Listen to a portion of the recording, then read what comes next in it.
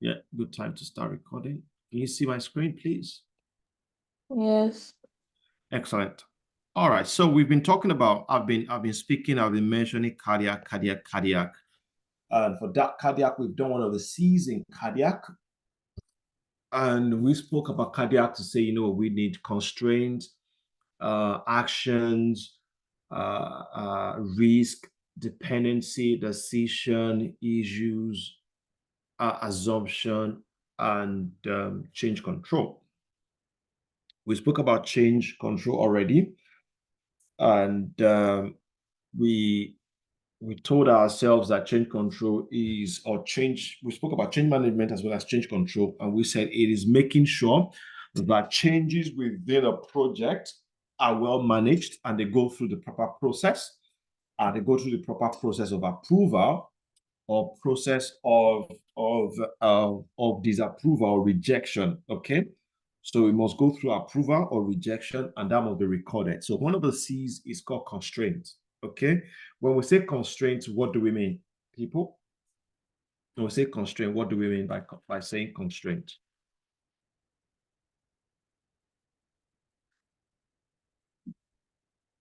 You can type.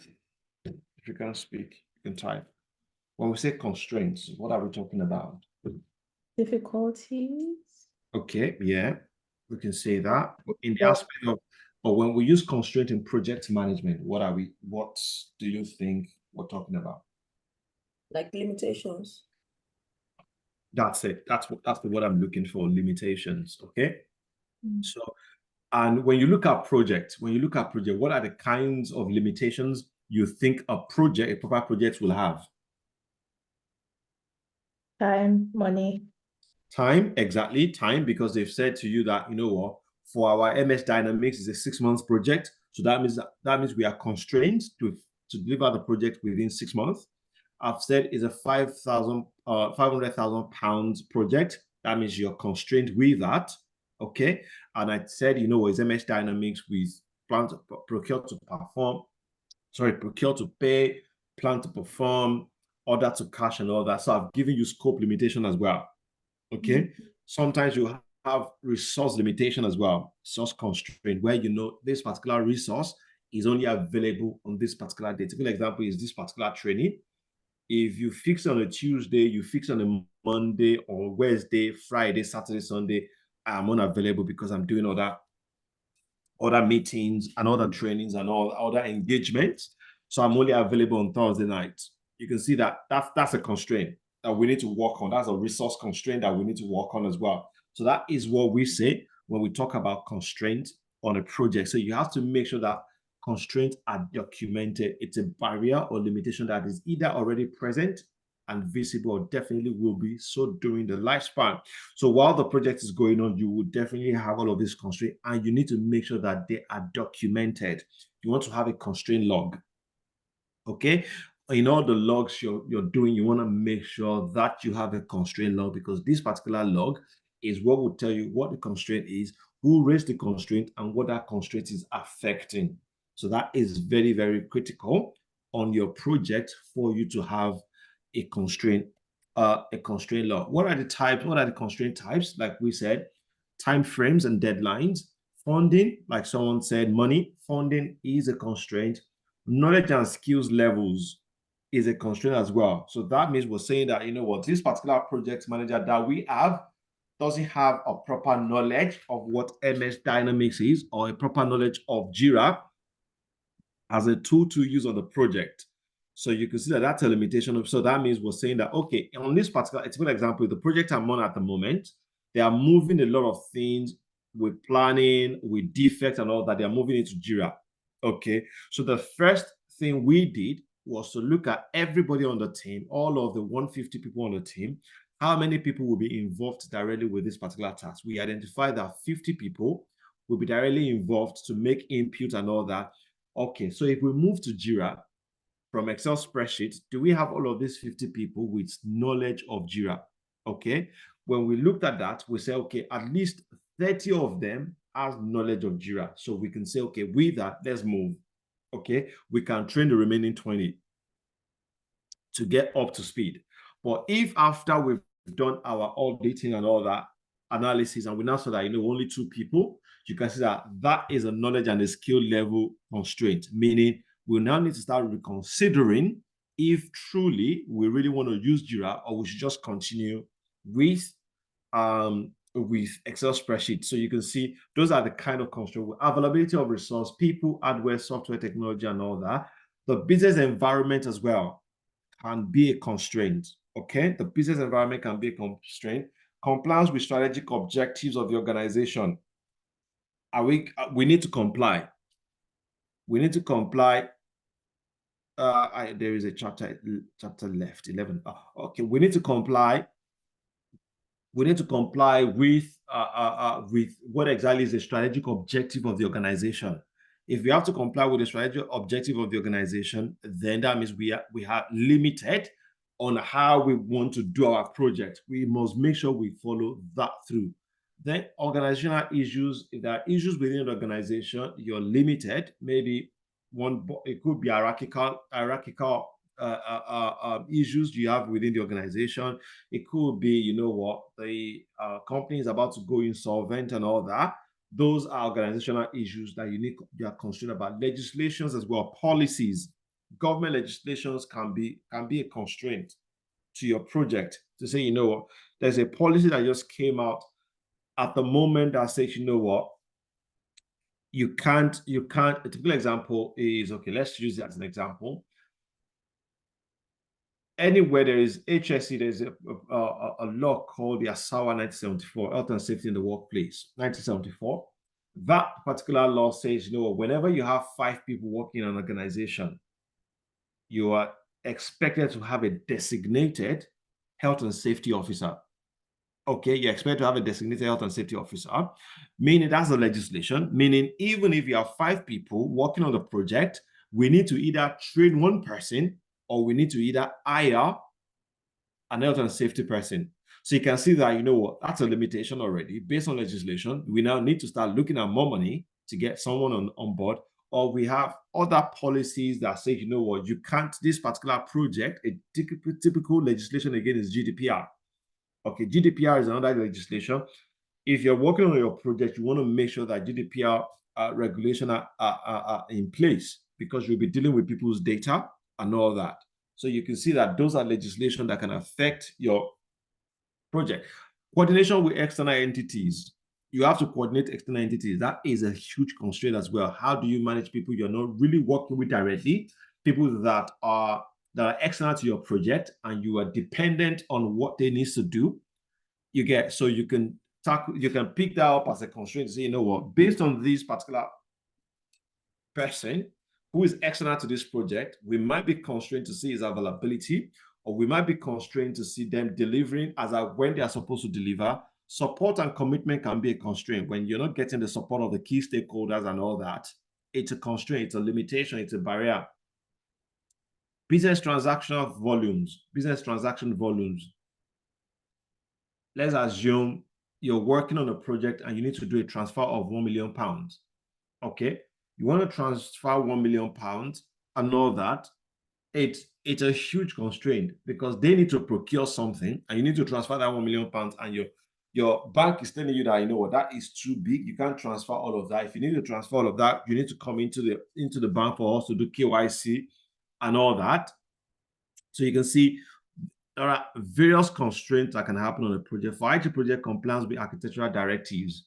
Architectural directives in the sense that how do we want the solution architect to do that? Solution architect is saying, for this particular platform as a service, for this particular pass, we can't put too much hardware on each other, okay, because of the heat and all of that. So on this particular stuff, or infrastructure as a service, let me put it out, infrastructure as a service, IaaS, we can't put all of that together. So that means we now need a different stacking rack, different racks to do that. So you can see compliance with architectural directive. That is what the architectural directive is saying. So you can see various constraints that can happen on a project. These are examples of what it is. Project must deliver by end of quarter 2. That's talking about time. Only small percentage of funding. That's talking about the money. No internal resource has the required level of knowledge for tax law. That's talking about skills. Because of a type of project, requirement and development team members must be co-located. That is talking about organizational issues. We're saying, because of that, everybody needs to get co-located. Company policy is to offshore testing for this technology platform. That is talking about the organizational policies, the organizational strategies. The policy of the organization is saying, we have to offshore testing to a particular country because it's cheaper, resources are cheaper, and all of that. So you can see these are typical examples. Sarbanes-Oxley restriction. This is SOX, is an American compliant kind of project. Okay, go ahead, Miracle. Okay. There's this project we're working on. Yeah. And we have this external body. Yeah. Doing the dev work for us. And this guy has been turning me from right to center. I even had to, because he will turn me to this person, the person will tell me, it has been resolved, you should talk to this manager. He will turn to another person. I don't know how do I manage this for the science entity, someone that is not part of the team, but is part of the project. I just wanted to throw a little more light on that. Yeah, first, if I'm in that particular condition, first and foremost, what I need to understand is I need to set up a meeting with this person and ask this person what exactly is the issue.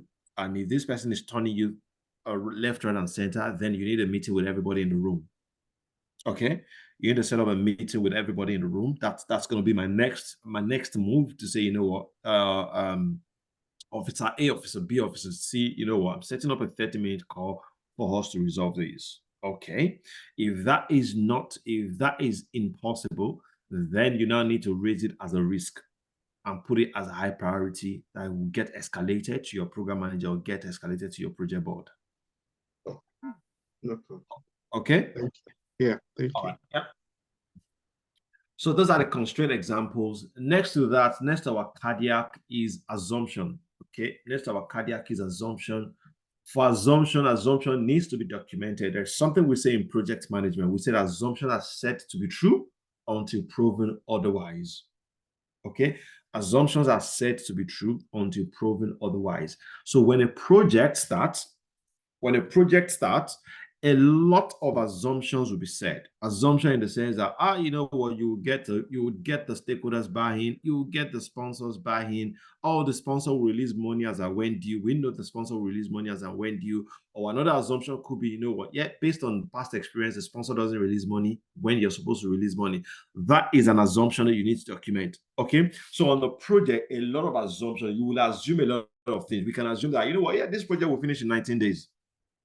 As against the 6 months we spoke about and all that. So all of these assumptions needs to be documented. And an assumption is that which is taken for granted or supposed. You get. So you're saying that, we are assuming this, we are assuming that in project management, we expect you to document every single thing, every single assumption that everybody's throwing around. Let's document it.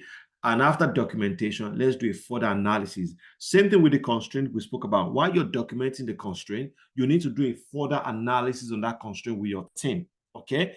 Set up your log. Ask everybody, what are the constraints you can think about on this particular project? Let's document everything and all that. While they document all of that, then let's do an analysis on that to be sure that, we're actually documenting what is right. Okay? Yes, for me, go ahead, please. Yeah, while you're going through all of this, the constraints, assumption, and all that, it took my mind back to the project brief task you gave us. Correct. And I can remember all of this in there. Correct. So I don't know. I wish we would have had like will I say correction to that tax, and it should have prepared our mind better. Yeah, I'll do that. I'll definitely. I'm hoping to do that. All right, thank you. Okay, no problems. I'm hoping to do that.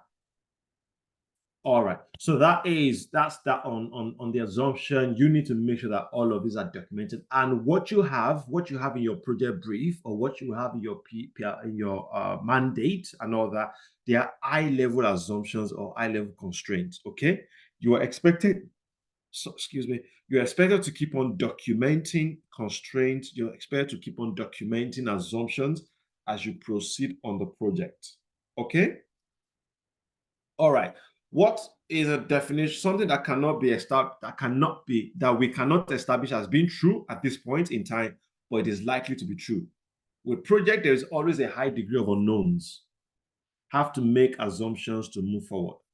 Assumptions can be wrong. They have an element of risk. If the assumption proves wrong, we need to raise an issue. When documenting assumptions, consider, what's the confidence level of this particular assumption? How sure are we about this assumption? Lead time, how long before we can prove or disprove this assumption? That's when you're not doing your analysis on the assumptions you've documented. Impact, if the assumption proves incorrect, how much rework is involved? Okay. What are the examples of assumption you can find on project? We will obtain 60% of the market over for the first year based on market research. So we can say that based on market research, 60% of the market, we can take that in the next 1 year. Document that, analyze that. Project will take no more than 6 months to deliver, or all similar projects have taken 4 to 5 months. That's an assumption. Agreement with the new third-party supplier will be in place before work begins. That is also an assumption, okay? Because we know that in the past, we've not been able to do that. Negotiation well underway. No further legislation changes will be announced for next financial year. How do you know? People can wake up and all that. Just like we'll have an election today, if conservatives should lose tonight, there will be a lot of policies which is pointing towards them losing tonight. Policies and everything. Labour will bring in policies and everything. And if Labour doesn't win it as well, then Labour will have to do coalition. And that is where the problem is going to come from, because it's too far right people trying to think about how to do it. So you can see policies will change, and projects that are underway, they will definitely get affected. You can imagine interest rate jumping up or coming down and all that. They will definitely be affected. Team will be skilled in the tools and technologies used. That's a huge assumption. Okay. Any question on constraint and on constraint and assumption?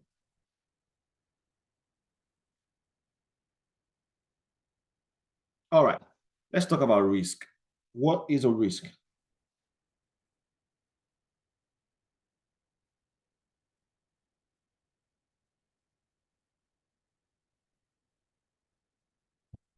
What is a risk? The likelihood of something happening. Yep. So that's the likelihood of something going wrong. Okay.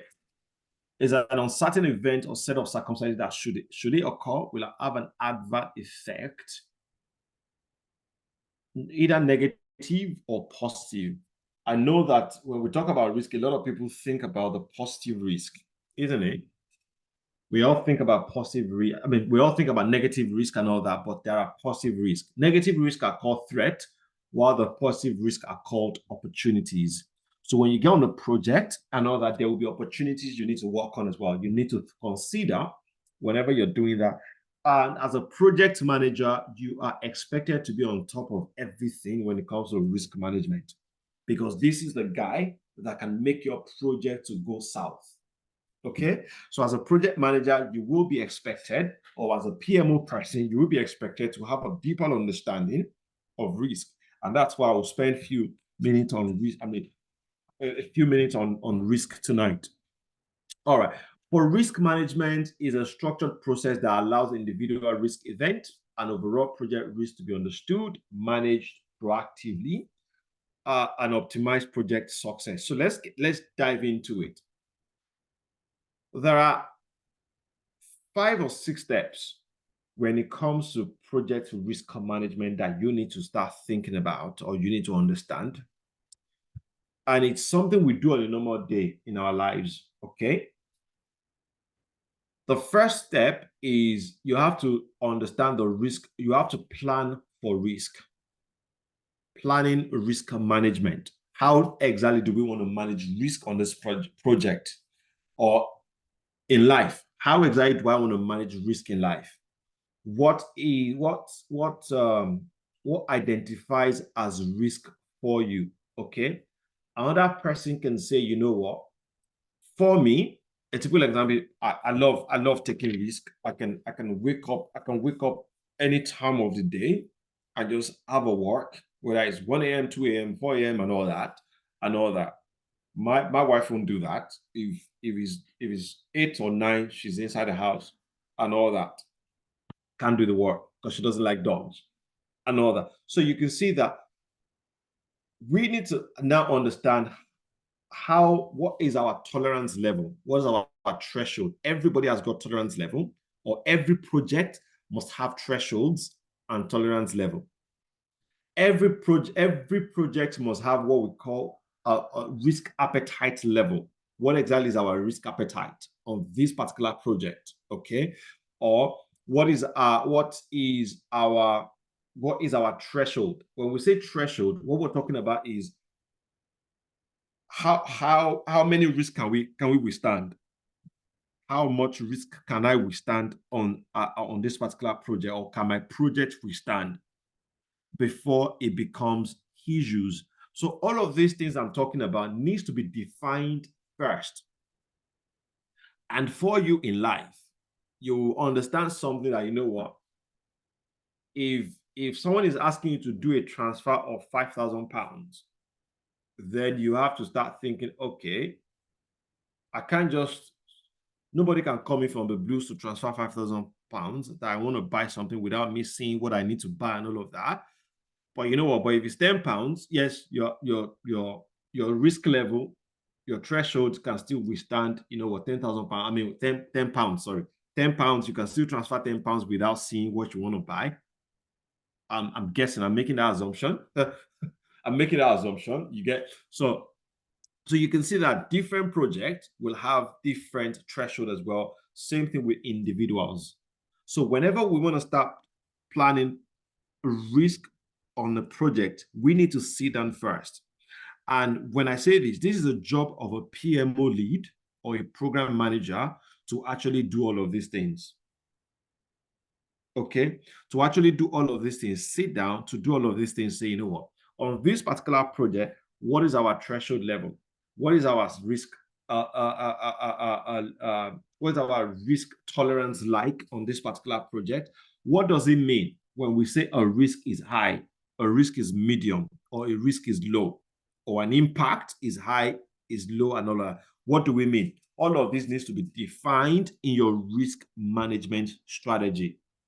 Okay, and I think I've asked us to develop a risk management strategy once. So all of this is expected to be defined. So that's why you see the first step in there says prepare for risk management. We need to prepare. We need to understand what exactly is the categories we want to use on this particular project. It's an IT project. There are project management risk, there are finance risk. What we're trying to do with the categories is we're just trying our best to categorize risk. Okay, so as a project manager, as a PMO person, you'll be expected to categorize your risk on define the categorization for us on this particular project. You'll see a few categories very soon. Next thing is you now need to define the parameters. Defining parameters is what I said earlier on. What is the likelihood? What is the impact? What is severity? Impact. Some projects will use what we call a 3x3. When we say 3x3, what we're talking about 3x3 is high, medium, low. Okay, what's the likelihood of a particular thing happening? Is it high? Is it medium? Is it low? Some people will use a 5. Very high, medium, low, and very low.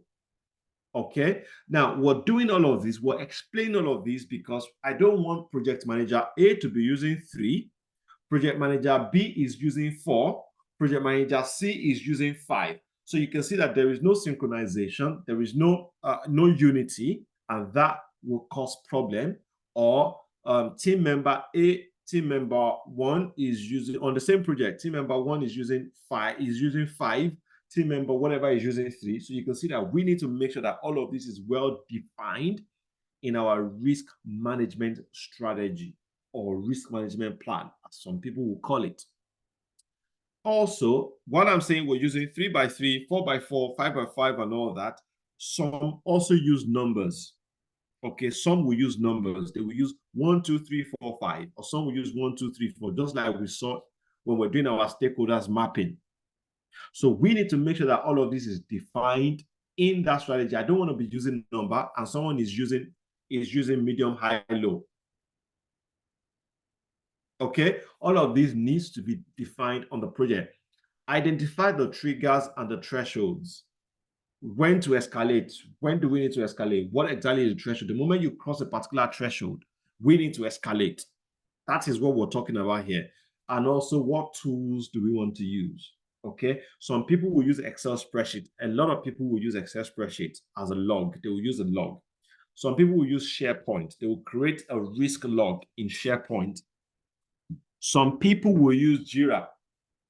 Some people will use Confluence, different tools. So we need to make sure that all of this is defined. So you as a project manager or as a PMO person, you have to make sure that all of these are well defined from the start of a project when you're talking about that. So now we've defined what our threshold is. We've defined what the tools we want to use. We've defined, I think I've got a risk log. I've got a risk log opened somewhere. Okay, so this is a log. So you can see in this particular log, we've defined what exactly is the impact. We're using cost, time delay, impact variable, we're using 1 to 3, 1 to 3 for that, probability of occurrence and the impact if it should occur. This is 1 to 3. We're using 1 to 3. Same thing with initial assessment and all that. While some other logs that you will be seeing will be having 1 to 5. Some will even have, they might not even have 1 to 5. They will have very high, very high, medium, low, very low. Okay, so you have to make sure that all of that is well defined on your project. Where are we? So after all of that is defined, the next thing we now need to start encouraging the team as a PMO person or as a project manager. One of the things you want to start doing as a project manager is now documenting your risk. Okay, you're now documenting your risk. Documentation of your risk is not saying, you know what, team guys, in most cases, what I've done in the past is I've gathered my team together to say, you know what, let's have a risk workshop. Okay, let's have a risk workshop, gather all of them together in a room or on the call to say, you know what, this particular 1 hour or 2 hours or 3 hours is for us to identify all the possible risk on this particular project. Okay, what we are doing, guys, is we are just identifying risk. We are not doing any analysis on them. So being analysis for now, let us identify risk. So you will be seeing a lot of people say identifying, oh, my dog falling sick and me not coming to work. Oh, rain falling and me not being able to deliver what I need to deliver. Oh, you will see a lot of people will document rubbish as risk. Allow them to document everything they can think about as risk on this project that can affect this particular risk, this particular project, both negatively or positively. Let's document everything. Okay, and let me quickly say this as well. Risk identification doesn't just happen at the start of a project or at the middle of a project or at the end of a project. Risk identification happens all across the timeline of a project. Okay, so you need to make sure you encourage your team, and while you're having your status report meeting, risk will be identified. While you're having a chat with that particular team member, risk will be identified. While you're in a different meeting entirely or at the coffee shop, at the coffee corner at work and you're discussing, risk will be identified on that particular project. While you guys are just discussing about the project, someone will just say, you know what, I think data migration team they're having difficulty in getting some of the data that is needed and all of that. That's a risk. You have to document that straight up. If you're saying that, oh, really? So who is handling that and all that? And they say, you know what? Yeah, it's been on for 1 week now, and we've not been able to handle that and all that. You want to say that that's a very, very dangerous risk. You need to document that. So risk identified at anywhere, all the time, and all that. So while that risk is identified, like you said, identify the risk, classify them according to their parameters. Parameters in the sense that, you know what, categorize them. Are they project management risk, finance risk? That's if you want to do like the project I'm on at the moment, or most of the projects I've ever worked on, we don't really use categorization.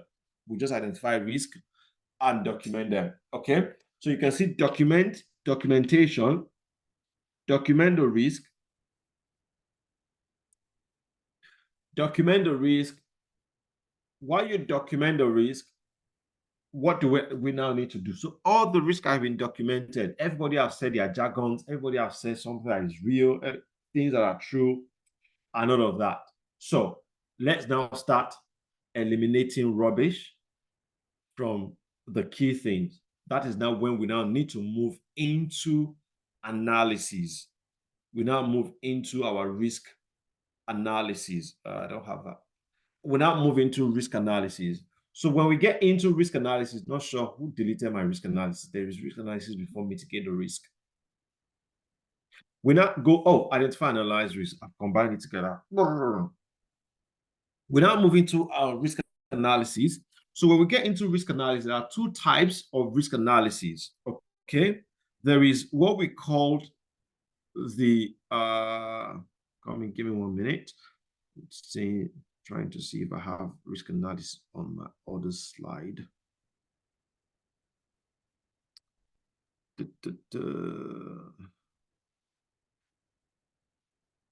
Are we recording? We're recording, so I need to delete this. Okay, let me use this to quickly describe that one. Okay, so you can see here, my first step says identify. Okay, anybody can raise a risk. Just like I said, this is the one I prepared for one of the big pharma organization that I used a few years ago when I was working for them and all that. You see, anybody can identify risk. Anybody can raise a risk. Risk workshop are a useful tool. Like I said, that's what I do. I just do risk workshop, gather everybody into a room, gather everybody on Teams and all that. Let's identify, open the spreadsheet for everybody. Keep on identifying your stuff, keep on documenting things, just keep saying it. And after that, we now need to assess and prioritize our risk. Assessing and prioritizing risk is now where the job is. Here, we are saying, you know what? That particular risk you identified, what is the likelihood of that risk occurring? Okay? You've said to me that, you know what, the likelihood of it occurring is high. Okay, and I'm asking you, okay, why do you say the likelihood of it occurring is high? You'll explain to me, because that has happened in the past, and also with the conversation I've had with this particular person, okay, we say, oh, that's good. Okay, what is the impact? So we'll say is high. What is the impact if this particular risk should occur on this particular project? You know what? No, the impact is minimal. The impact is very, very minimal. It doesn't change anything. Okay, that's low. Okay, so you can see what we're trying to do now is we're trying to start to assess that particular risk. Assess the risk based on the likelihood of it occurring and also the impact if it should occur. So when we do all of these and we come up with a result, we can now start prioritizing that risk to say, you know what, the one that is called high, of high priority, those are the things we need to tackle. The one that are, you know, medium, high, medium, and other next we need to tackle. The one that are medium, or medium high are what we need to start tackling and all of that. So now you've prioritized your risk. So the ones that are, you know, of low priority, you can start eliminating them. That is now you know, separating the boys from the men. Okay, you now start prioritizing them. So as a project manager, you are expected to do this with your team on that particular project. You're expected to do this with your team. And when you do this with a team, this is not what will give you a proper understanding of what exactly are we talking about here. When you do this, make sure also that every risk identified has got owners attached to them, because those owners are the ones that will make sure that that risk is responded to when you need to respond to those risks, and those risks doesn't materialize into issues. Okay, so assign the owner and analyze. There is something about the analysis again that we need to go further with analysis. Remember when I was talking, I said there's something we call qualitative risk analysis and there is quantitative risk analysis. Qualitative risk analysis is talking about what we just spoke about. What's the impact if it should occur? What is the likelihood if it should occur? We're trying to look for the quality of that particular risk we've identified. How qualitative? What's the quality of this risk we've identified? Okay, what can we say it is? So after that, we can now say, okay, let's now quantify this particular risk. If this risk should occur, what will it affect? In duration, in resources, in scope, or in cost? What exactly do we think it will affect? We can say this particular risk, if it should occur, it will cost us £20,000. Or this particular risk, if it should occur, it will delay the project by 5 days. What we are trying to do there is what is called quantitative risk analysis. We're trying to quantify the risk with numbers, with cost, with proper quantity now. Does that make any sense? So as a project manager, you're expected to actually work with your team. And I'm putting this caveat there as well. As a project manager, don't forget that one of the things we said is you don't have to be technically inclined to be able to get all of these things. To be able to be a project manager, even as a PMO, you don't need to be technically inclined, but you must understand how to probe further when it comes to risk management, because risk management is your baby, whether as a project manager or as a PMO. Cardiac, everything in cardiac, they are your baby. So you should be able to probe further. Okay, probe further to say, okay, now this, what is the impact if this particular risk should occur? What exactly is the probability of this occur? How do we tackle this particular risk to make sure it doesn't occur? While you're saying all of that, you're documenting and you're making sure that you're following through on all of these things. So I don't expect you to be the one to bring about responses. I don't expect you to be the one to bring the rating, of the impact or the rating of the probability of occurrence. You need to ask questions. Ask questions, okay? Assign owner and analyze one owner per risk, accountable for mitigation actions. So you want to make sure that this person is the person that is responsible. So if I go into the log tomorrow, if I go into the log and I'm looking at, okay, this particular risk, what is happening? I should know who is responsible to mitigate that risk. Then the next action is mitigate the risk, to take action to reduce the impact or the likelihood of it occurring. Then you make sure you monitor and you report the risk every time. So as a project manager or as a PMO person, I always advise you have your weekly meeting. You have your weekly meeting with the team or with the risk owners. So that's what I do. I make sure I have, a weekly meeting with each of the risk owners to make sure that, yes, we have that risk. We review the risk. We make sure that those risks are not occurring and all that. So that is how to make sure that your risks are well monitored and reported. Okay. In prioritizing your risk, this is what prioritizing risk is talking about. Remember I said, you've identified a particular risk. The likelihood of this particular risk is 5, and the impact of a particular risk is 5. So you can see that particular risk is what? Catastrophic. It is high. Impact, likelihood is high, impact is high. So you can see that you can put all of that in a grid. And this is a 5x5 matrix to to analyze your risk. So we're doing our 5x5 matrix to analyze our risk. And this will definitely give us a proper understanding on the risk we need to escalate upper. So any risk that is green, here, that means that risk is still within our threshold level. Okay, we don't need to escalate. But any risk that is red here, that needs to go to the project board. Straight to the project board. You don't even think about it. You've done your analysis with that as a project manager, as a PMO person. You've done an analysis. You've spoken to people responsible, and they've said to you that, you know what, these are high risk and all of that. With this, you quickly want to take this to the project board to say, you know what, we've got a risk, and if care is not taken, this risk will materialize and delay the project or cost the project this certain amount of money based on the quantitative risk analysis you've done. Your team is able to go and convince them, and the project board is saying, okay, yes, we've agreed. It is either they accept the risk or they accept your response.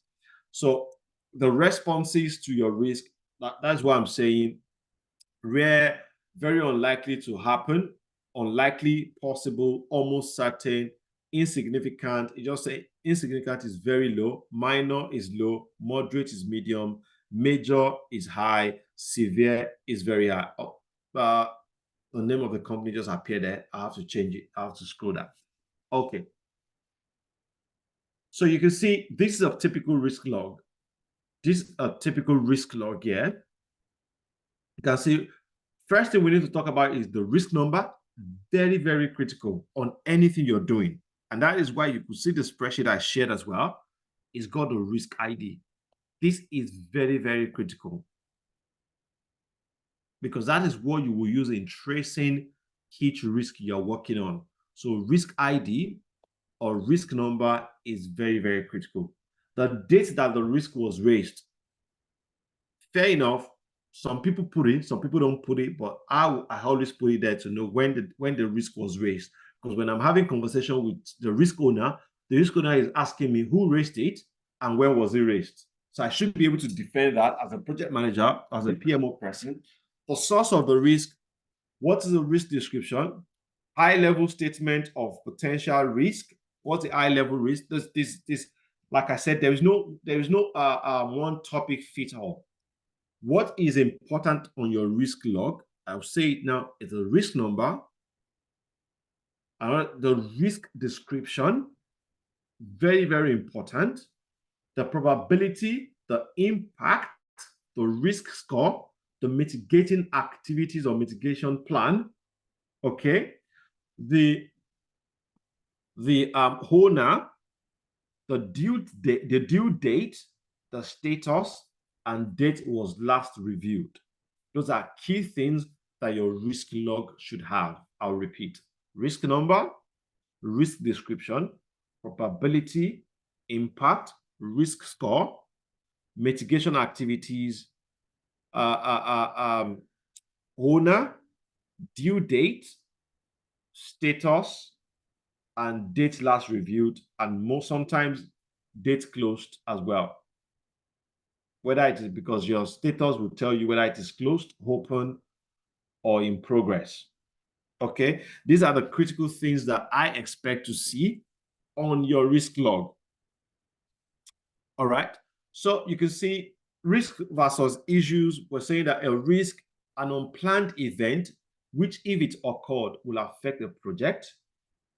An unplanned event that is already affecting the project, that's what an issue is. So a risk that has occurred is called an issue.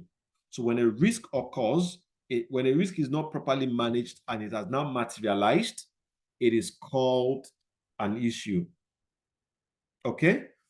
May have positive impacts. We call it opportunity. Can arise from established risk that has really happened. Characterized by a probability that it occurs, characterized by its impact. So don't forget that we're saying that risk is probability of occurring. Impact, issue is what's the impact? It has happened. Because it has happened, then what is the impact? Can we now talk about the impact on the project? What has been the impact? What will be the impact on the project as well, since it has occurred? Our impact issue must be managed vigorously on the project. We've spoken about assumptions. Like I said, this is what I developed for the organization. Spoken about assumptions, dependencies. Let me move back to my proper I'll stop. Any questions so far from any one of us?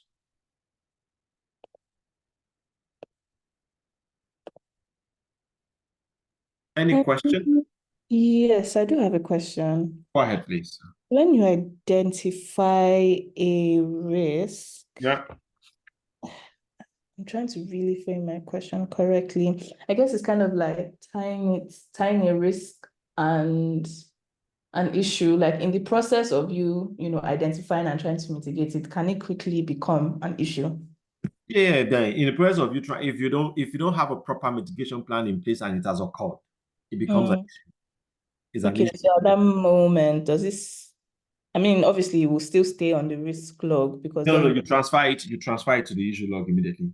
okay. So what's so in the risk register, I believe, where it says dates, sorry, just give me one moment. Date was last reviewed. Yeah, date close, for instance. Yeah. You close it. So how do you close the risk Yeah, you then? close the risk. You close the risk because you've now raised it. You've now raised it Oh, you've now raised it as an issue. So you can close it in the risk log. oh, okay. Does that make sense? Yeah, that makes sense. Then another one I didn't say after Mm. status is comment on your stuff. Okay. Your log should have comment as well. In that comment, you can say this is now an issue and is now documented as an issue. Okay. Okay, in the comment section, in the comment column. So anybody that sees it will know that, you know what, yeah, it's now an issue and is now being documented or transferred. If we were using SharePoint, it's because I'm using this. If I was using SharePoint, what I always do on SharePoint is I always have another column where I said transfer to issue. So I will transfer that particular risk straight to issue. It's a workflow. It's a workflow that you will design and it transfer it straight to issue. So you can see that when people see it, they can always click that link and they can see that, oh, it's now an issue. Okay. Make sense? That's a very good question. Okay. Okay. Any other question from anybody?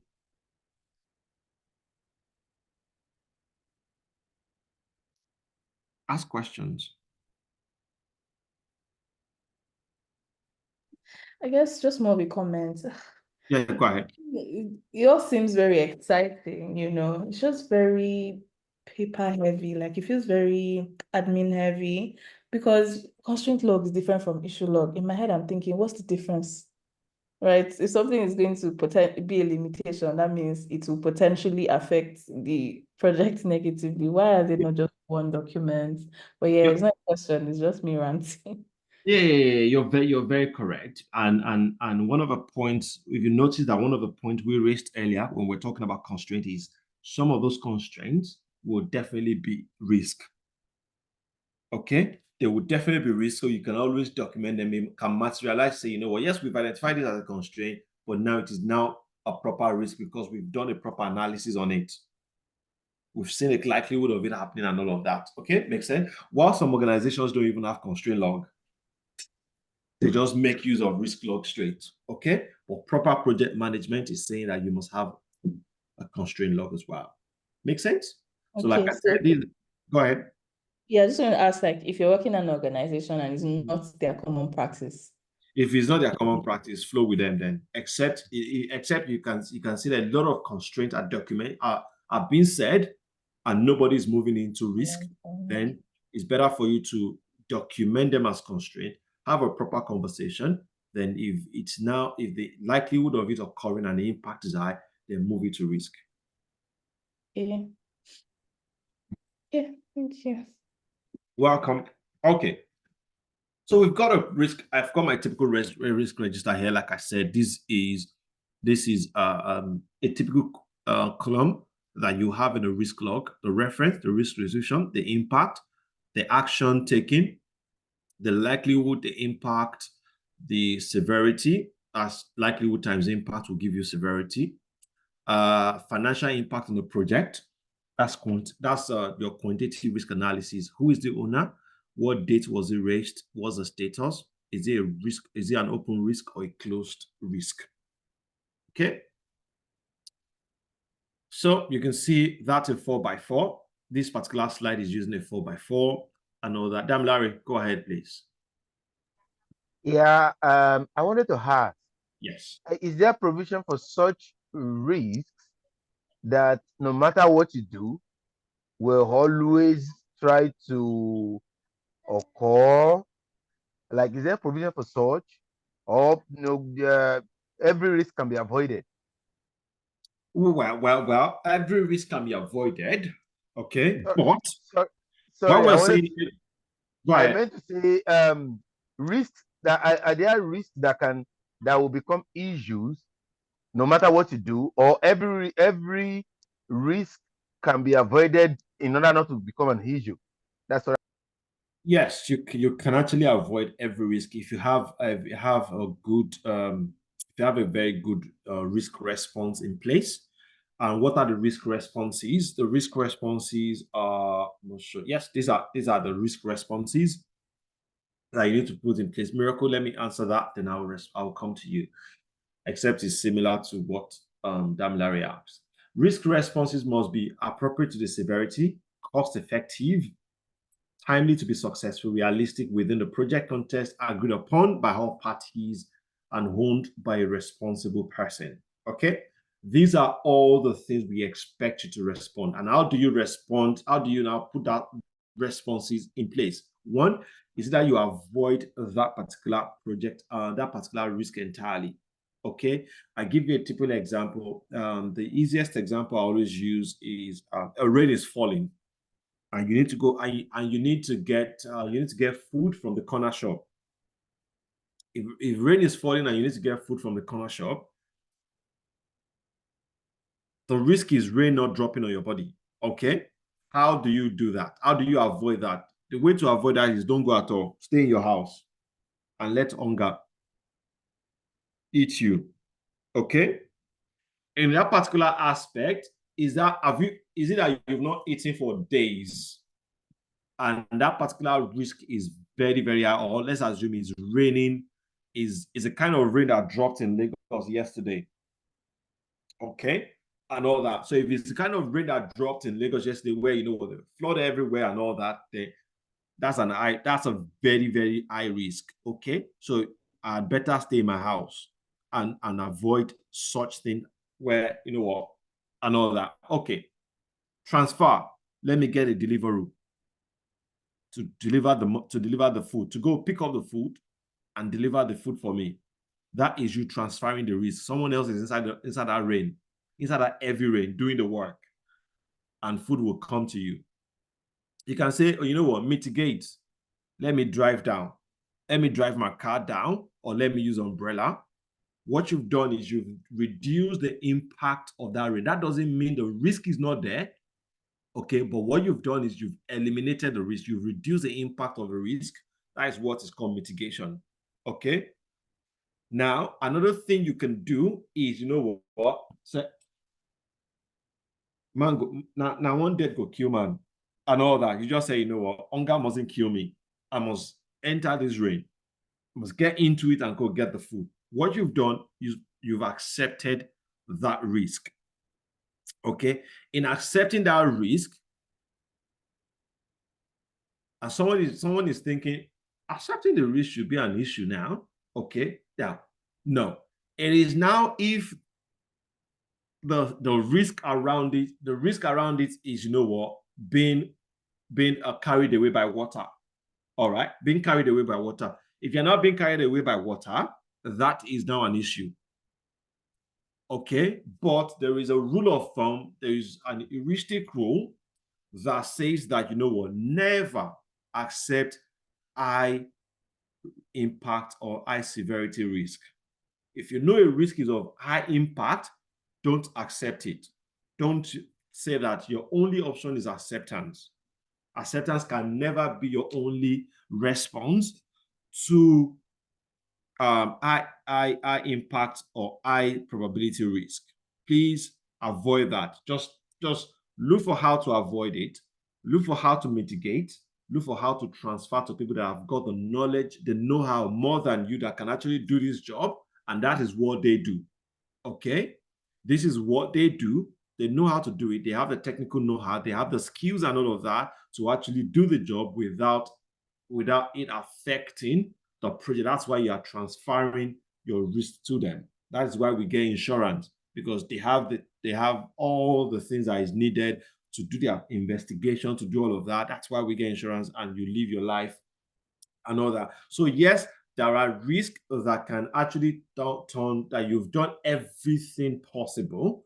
And if you've done everything possible and you think you've done everything possible, but you will know if the response you've planned is actually going to reduce, because don't forget, you're not an expert here, you're speaking with subject matter experts, and the subject matter experts are telling you that when you do this, when you do that, that will reduce the impact. But when you now do all of that and it's not reducing the impact and it now happened, then that is an issue. Sometimes you get that to say, you know what, we've done all we could, but unfortunately, the risk still happened. Then we can start faulting, yeah, you've done all you could. Do you think you've not done more? Because when the issue happened, we still need to make a response in order for us to control that issue. How come we didn't think about what we are now doing to do that, to respond to that issue or to mitigate that issue? Why didn't we think about it when it was still a risk? Okay, so there will always be that question. Does that make any sense to you, Dan Larry? Yes, very much. Thank you. All right, Miracle. Okay, my question is, can an issue still be a constraint? Can you Yes. document something and in your issue log and document that same thing in constraint log? Yeah, absolutely. But the moment is an issue, nobody want to look at constraint anymore. And that's exactly what Onome and Rachel were saying. Why don't we just document this thing as risk? Because risk and issue takes priority over constraint assumptions and all of that. Okay. So the moment is an issue, we tackle it headlong as an issue. So there's no point looking at constraint anymore at that point in time. Okay. Yeah. All right. Any question from anyone on risk again?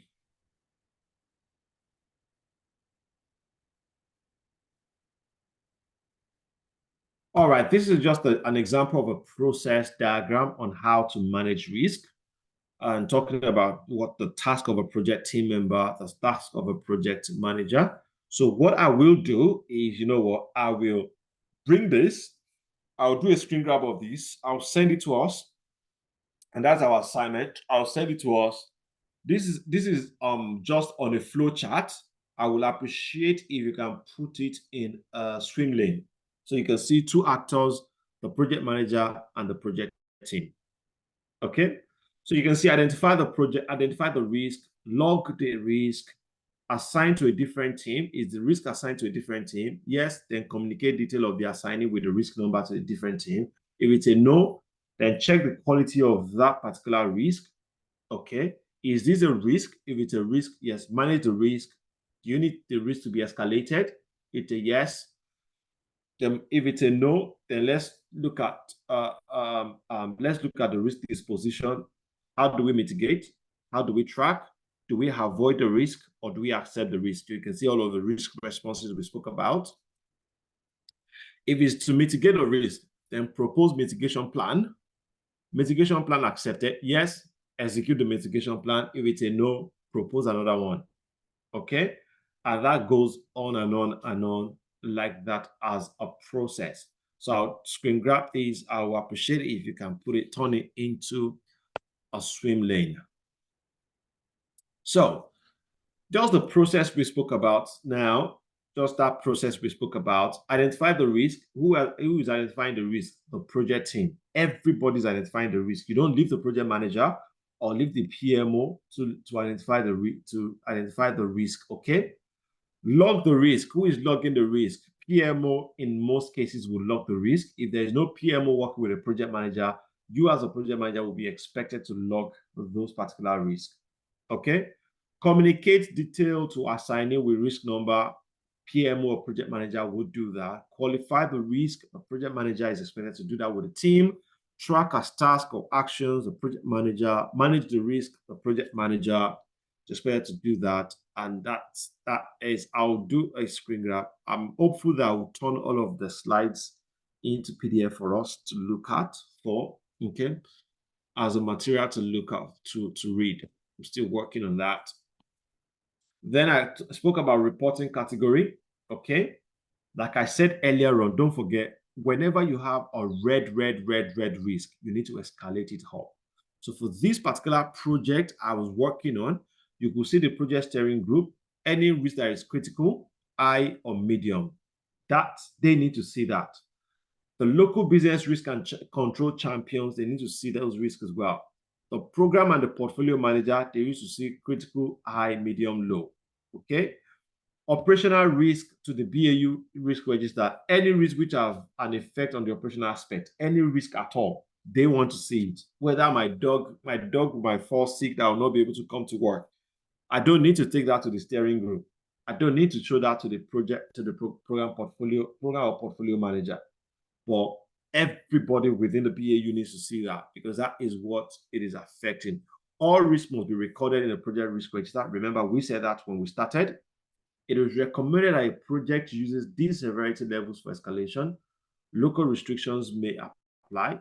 Document your risk escalation triggers in the project initiation document, which is your risk management plan or your risk management strategy.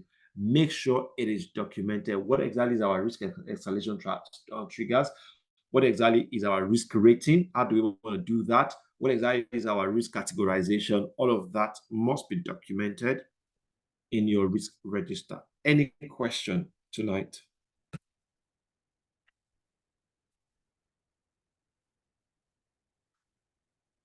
Okay. Issue, like we've been talking about, so I'll just brush this through. I don't need to waste my time on this or waste your time on this. An issue is a threat to the project objectives that cannot be resolved by the project manager, because it has happened. It has happened. So you now need to escalate it to the upper level to say, you know what, we've tried this, so it has happened. Okay. An issue is defined as a problem which has occurred that can have an adverse impact on the project. Issue management is a process by which concerns that threaten the project objective and cannot be resolved by the project manager is identified and addressed and removed. What we need to do when an issue occurs, first and foremost, identify what the issue is, analyze the impact of that particular issue, document the issue on the risk register. What corrective action can we take to make sure that this thing doesn't occur again? Report an issue on the project progress, escalate as necessary, manage the issue to closure, make sure it is managed to closure, and everybody can see that, yes, this is closed and closed forever. Analyze the effectiveness of this particular corrective action. You can see that this is not that different from the risk log which we saw earlier. What's the risk? What's the issue number? What exactly is your description? What's the impact if it is not resolved? Okay, if we don't resolve this thing, what exactly will it continue to impact? Actions, what's the issue severity? Is it high? Is it medium? Is it critical? What is the rack status? Who is the owner? What is the date raised? And all that. So you can see you must have your issue log as well. A problem which cannot be resolved, we log that into the issue log. A problem which requires escalation and cannot be resolved by the person raising the issue or may impact multiple teams or programs, need to determine the approach for that. We need to log that, log and escalate the issue. So you can see, because it's not affecting your program only or your project only, it's affecting other projects within the program that are dependent on you. You need to log that and escalate that issue immediately. Okay. A scope definition, a scope decision question that is being raised by Blueprint. What is the scope of treasury for phase one? That's just an example. We need to log that. Okay, what is not an issue? An action item task question that arises throughout the project by which a course of resolution or action plan is known. Okay, questions are getting raised, but we know the plan. Or someone is saying, you know what? A typical example is my project at the moment. My project at the moment, because of the team I'm working with, a particular country I'm working with, they don't joke with July, August at all. When it comes to July, August, they are on holiday. They don't joke with it. They can take 3 weeks off. They can take 2 weeks off, take 3 weeks off. They don't joke with that. So we know that on a project, we don't term it as an issue anymore because we know it's just an item. It's just an item on the project. Say, you know what, you don't put go lives. You don't put go lives in July or August. You don't put critical meetings or critical activities in July and August. And I can tell you, when you look at the holiday tracker at the moment, it's all filled up. They are all gone for 3 weeks, 2 weeks, 1 week, 4 weeks, and all that. So you can see that is not an issue anymore. You know, we know this already. We just need to plan towards that as things within the project. Okay. It might be an issue if majority of the people on my project, if I'm in the UK and majority of people on the project are from that particular country, then, and we don't know initially, and here comes July, August, and a lot of people are they are booking 3 weeks, they are putting whatever, then that is a real issue on the project, and we've put in major activities or major tasks to be done during that period. And you can't deny people their holidays. You know, it's their holiday. They're entitled to it. You can't deny them. Okay. All right, so that's another issue process. I will send this as well as a second assignment for us to do. Okay. Any questions so far?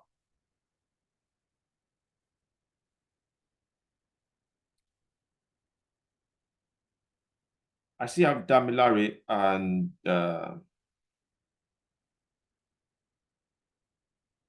Miracle raising their hands.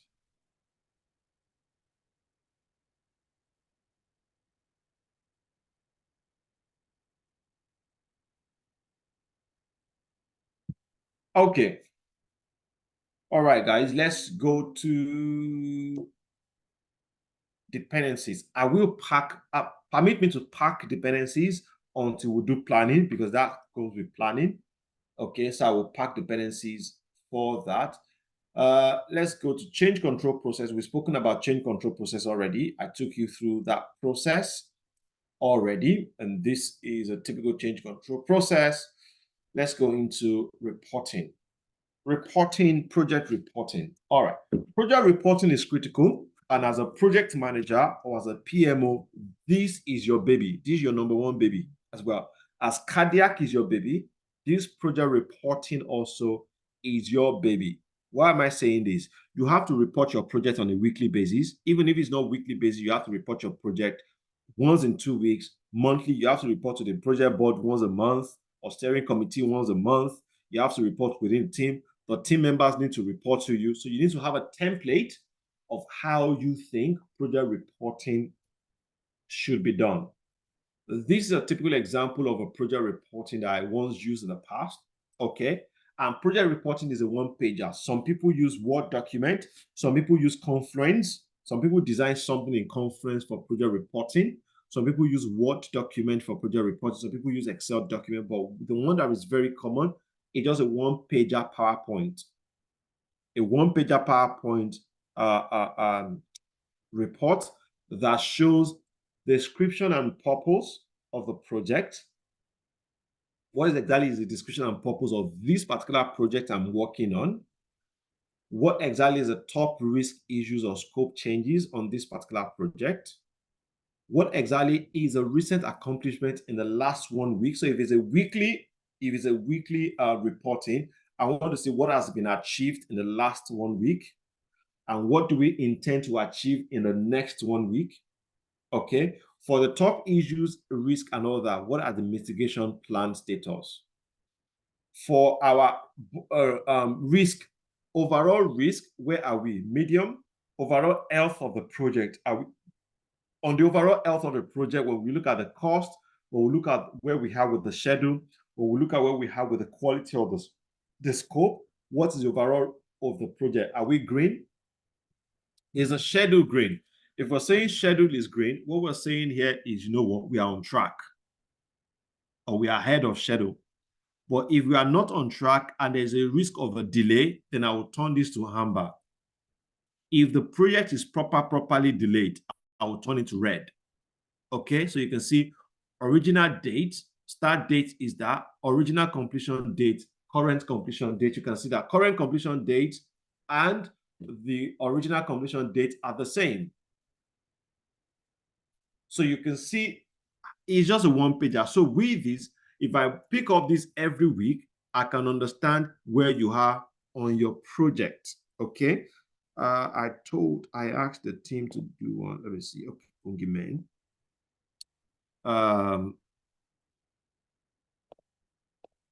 The guys developed one for me sometimes back on this particular project as well. The desktop. Let me look for that. PMO training. Do Sky Citadel. Yes, that is it. Blue Sky project update. Aha. So this is one of the things that was designed in 2021 by the project team here. When we're running a live project, I used to run the live project as well, but because of time, I didn't have that time. That's why I didn't run live project with this particular team. Yeah, I've not done live project in the last 3 years because of time, my time. Okay, so you can see the project name is Prep Major. The project manager was Ayodeji and one other guy and all that. Project scope, enhancement of the learning platform, who is the Scrum Master, whatever, or the sponsor. Yeah, they used to call the bodies. They used to call the body sponsors. Yeah. So Tolu Yesufu was the sponsor. They were doing a weekly status report. So this was the one for that week that was discovered. What was the budget? The budget to enhance the learning platform was £5,000. The forecast was 6,000. Contingency was £1,000. Final review of a project mandate, approval of project mandate by the sponsor, creation of a business case outline, then items planned for the next period was draft business case, prepare project brief, update rate log, document project requirements, develop product breakdown structure, and develop the project roadmap. So you can see on here the key milestones. So you can see key activities in the last period, key activities in the next period. You can see they've got key milestones, project mandate approved, yet worked on that, approved their project mandate for them, initial draft of the project, whatever, they were running behind on that to deliver that. Business case approval, it was supposed to be approved, then project brief approval. So you could see this was the weekly update that they were presenting. We were having our training on Thursdays, and project status meeting was on Tuesday. So every Tuesday, we're meeting every Tuesday for them to give me a project update meeting. You could see the project managers preparing this and bringing updates every week. So this is a typical, and you can see this week our resource is green because they had people timing, because this is red. So you can see initial draft business case is red. So definitely timing cannot be green. Timing is amber. Scope is that. Budget is amber because budget was 6,000. At that time, they were forecasting £6,000. So you can see £1,000 beyond. So that's why their budget is amber. So you can see it's a translation of what we have that was telling the stakeholders on how we are doing according to the project. So you can see that is what project, a sample of a project reporting. Any question so far?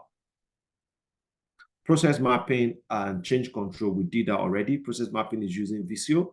So I've covered that already with us, and we've practicalized that. So from there, next week, we'll move into the major aspect, which is planning.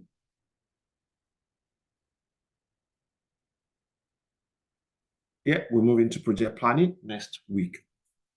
Any questions so far from anybody tonight? You've got 3 minutes to ask your questions.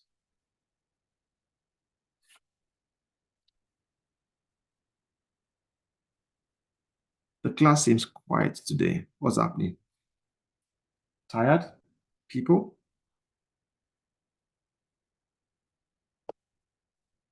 Not really tired from my end.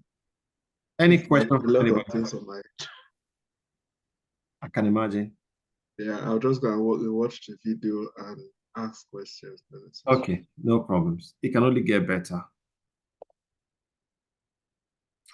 Okay, any question from anybody? Yeah, this is not a question, but I just Go ahead. want you to I like to be reassured. So I Yes. just want you to reassure us that it's okay to feel this way at this level, because just like Onome, I feel like, oh, am I in the right profession? Okay, what's the other one? Okay. So I'm just like, there's a lot of admin, and I'm just going to sit down and see what report I'll be putting together for whatever project. So I just want that reassuring words from you to say, oh, it's okay to feel you'll be settled into it. It's going to be Absolutely. okay. Absolutely. Yeah.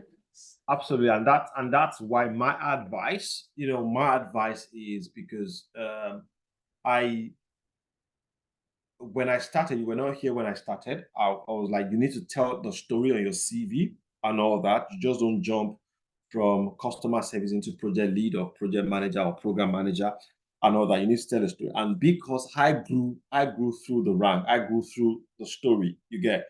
And that is why I always tell people, when I advise people, I'm not going to do a CV for you that is saying you're a program manager or you're a project manager that has done all the ERP implementation in this world.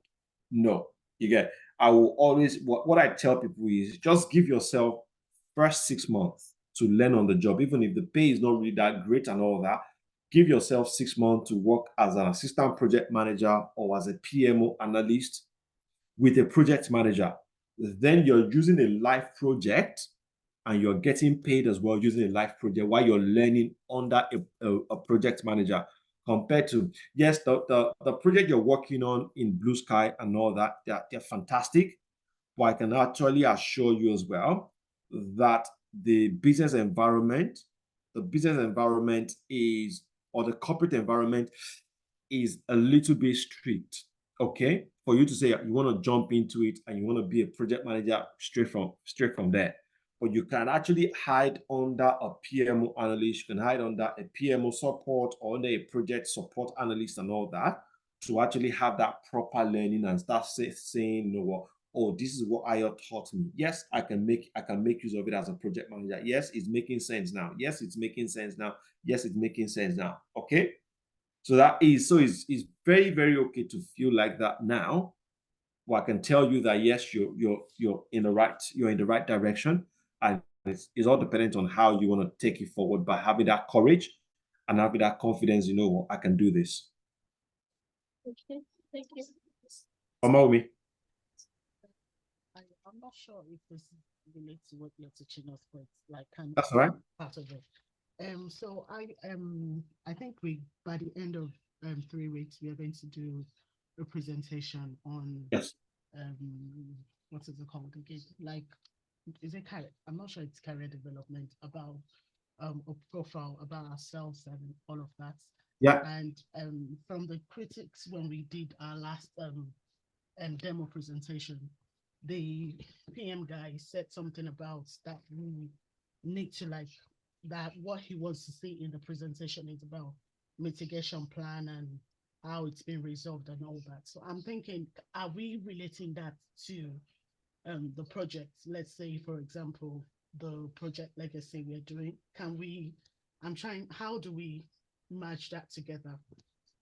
Yeah, because because I've not really been involved with that final presentation. I'm in the dark of what is being asked of you.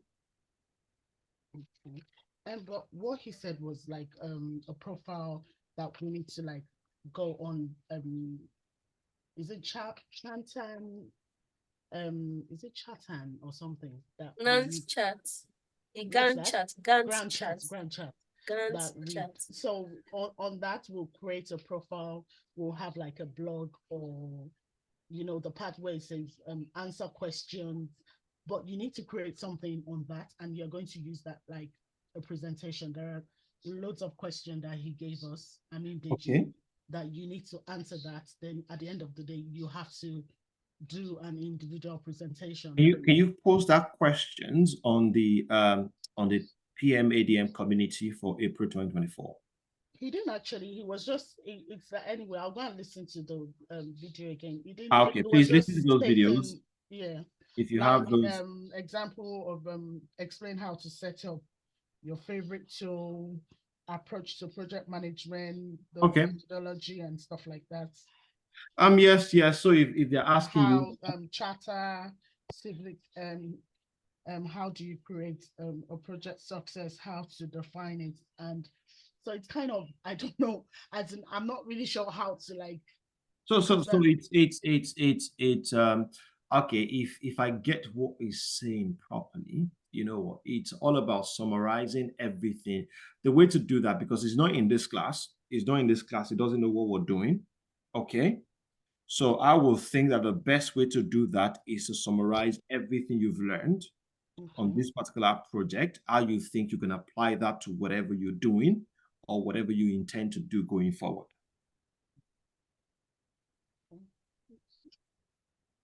Okay. But when you listen to that video and you deduce all of the questions, you can post them and let me see them. Okay. Then I can guide. All right. Okay. Thank you. Okay. Yeah, Miracle, you've got your hands up. It's just the screen grab you sent is not clear. Oh, it's not clear. Yeah, the letters inside is not clear. So okay, that's fine. I'll redo it. Okay. No problems. All right, Temilorun. Yes, just to buttress your point, from the assignment Deji gave us is more like a summary of everything that we've learned and probably implications of what we are going to take us. That is exactly what it is, because it has to do with the significance of the project charts, project success definition, and how do you know a project is successful, the role of a PM in risk management. It talks about scope creep. What is the example of a project that you've worked on that has a scope creep, and how do you how would you handle it? Okay. Asking us to create a blog for our work breakdown structure. Okay. Then there's also where he asks us to create a documentation on how to manage a project timeline. Okay. Our resource allocation and capacity planning. Okay. What is your role as a PM in this? Okay, that's fine. Yep. So the one you spoke about, WBS resource capacity Gantt chart, this is what we will do next week. We've got 2 weeks or 3 weeks to cover that. Okay? All right. Thank you. All right. Welcome. Rachel? I wanted to add to what Lauren just said. So I think she should. Someone, you need to listen to that recording again, because it's like you're mixing a bit some things up.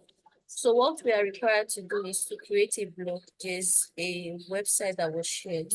So in creating the blog, you have to answer all of those questions, like you're writing an article, like a blog post.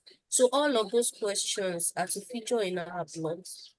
And also for the Gantt chart, I think it was even directed at the ADM for him to represent the timeline of the project, I think.